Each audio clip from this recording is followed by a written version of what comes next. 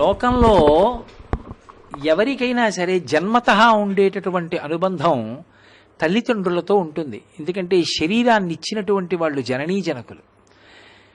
కానీ పురుషుడి విషయంలో కన్నా స్త్రీ విషయం దగ్గరికి వచ్చేటప్పటికీ పెళ్ళి అయిన తరువాత, అందుకే పుట్టుకతోనే ఆడపిల్ల అంటారు. ఆడపిల్ల అంటే ఆడ అంటే అక్కడ అని.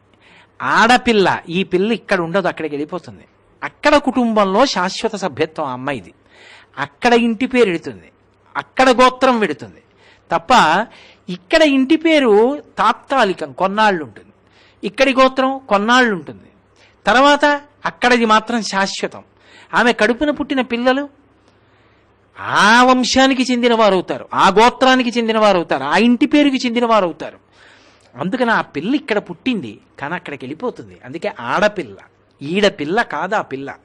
మరి ఈడ పుట్టి ప్రయోజనం, ఆ పిల్ల నడవడి చేత ఇద్దరినీ ఉద్ధరిస్తుంది, పుట్టింటి వారిని మెట్టినింటి వారిని.